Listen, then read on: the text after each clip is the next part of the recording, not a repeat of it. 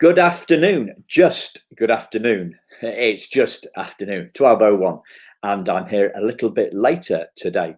So today I wanted to give you some really great questions to support you in as you uh, as you support your child to develop their confidence, their self-esteem, their resilience to bullying, and ultimately their happiness, because it all roads end up in happiness. That's what we are ultimately about. That's what I am ultimately about.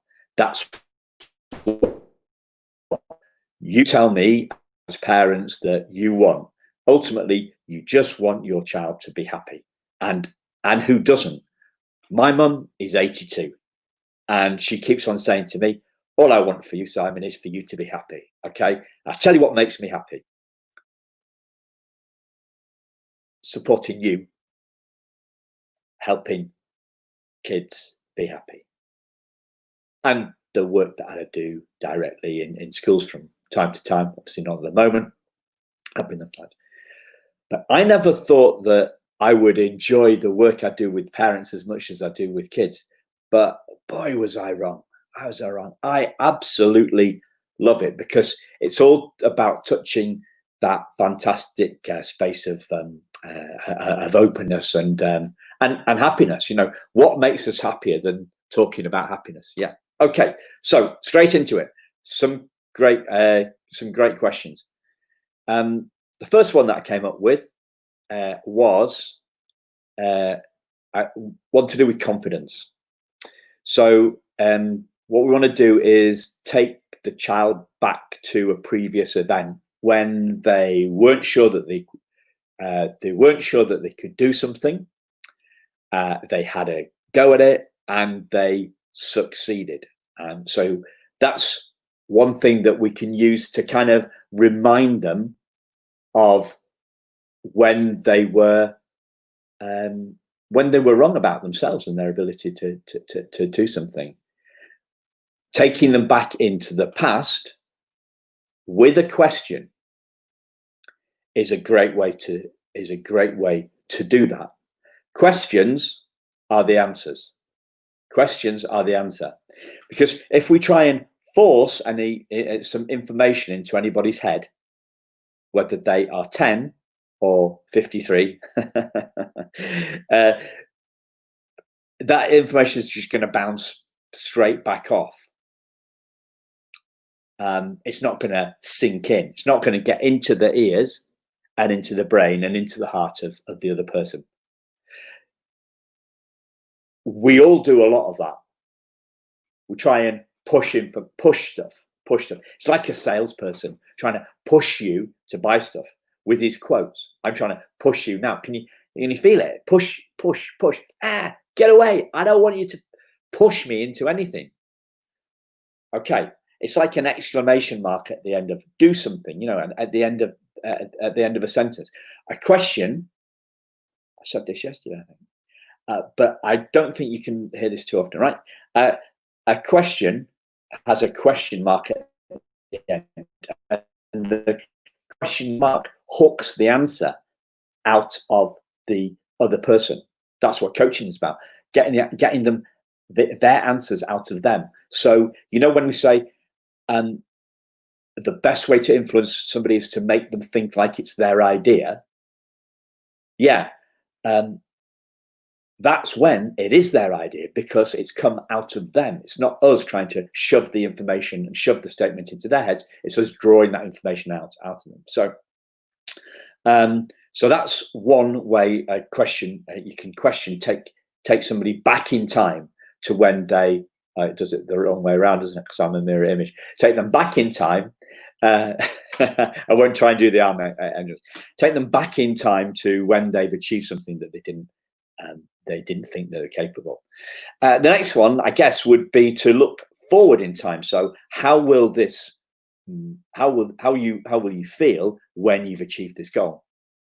And so, this is more about inspiring the child to go forward, to look forward, and enjoy the results before it happens, because we can all we can all, and this isn't just kids, this is us as adults as well, and parents, we can all worry about something in the future. So if we are capable about worrying about something in the future, we must be capable about enjoying our future before it happens. That's one of the great stuff, great insights I got from a superb friend of mine who I mentor and friend of mine who I often quote. He's my kind of my inspiration really for doing all this stuff with kids. A guy called Richard Wilkins at the Ministry of Inspiration.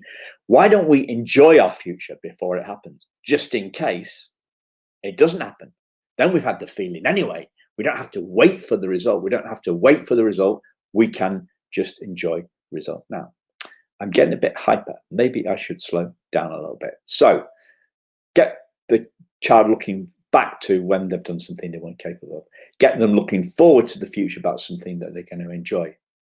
What else could we do on a question? A question. A question.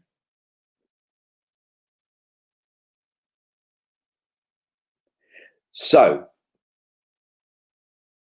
questions are about getting people to experience things. So, and if they experience them inside themselves, take them back to an old experience, an event that's happened in the past. If they experience them, it makes the thing, whatever it is, real. So one of the things that I do when I'm working with parents is I get them to talk about their first moments, or the first moments, the moments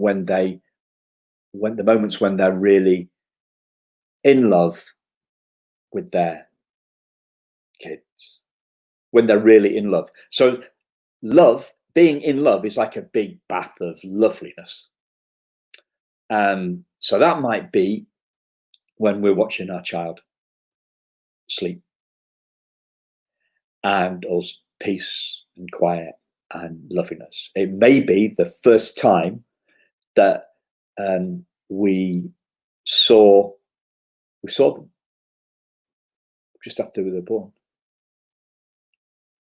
And you see, I'm slowing it down a bit from my frantic pace, because that pace of love is what it's all about. That tingly feeling that I'm getting as I describe this to you.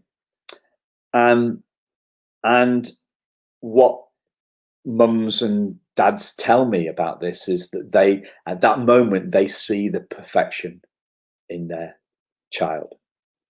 They are in love with their child, as in love, in a bath of love with them, not holding their hands, like attached to them, but feeling with them a little bit. I'm trying to get you to experience this. So what they see in that moment is the perfection in their child. More than any moment at all, they see the perfection in their child.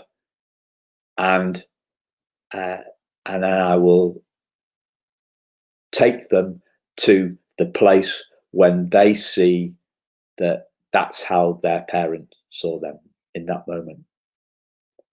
And we're talking something deeper than something like happiness. We're talking about deep, deep, unconditional love, and seeing the perfection, the true self,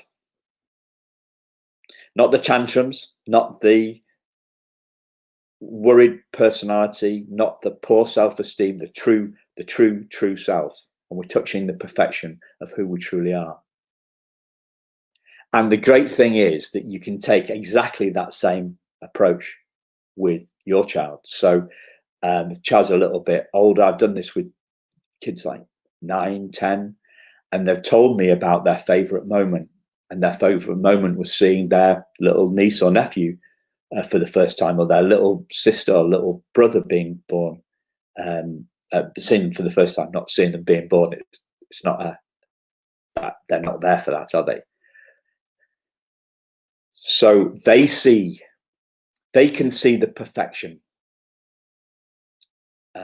in another. It's easier for us to see the perfection in other people And then it's a hop, skip, and a jump to seeing that perfection in ourselves.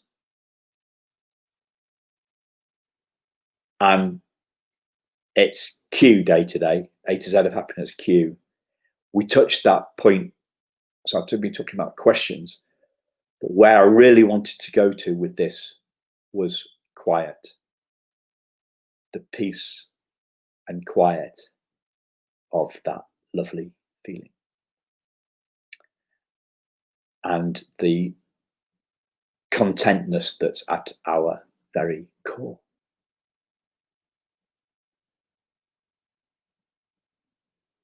See you soon.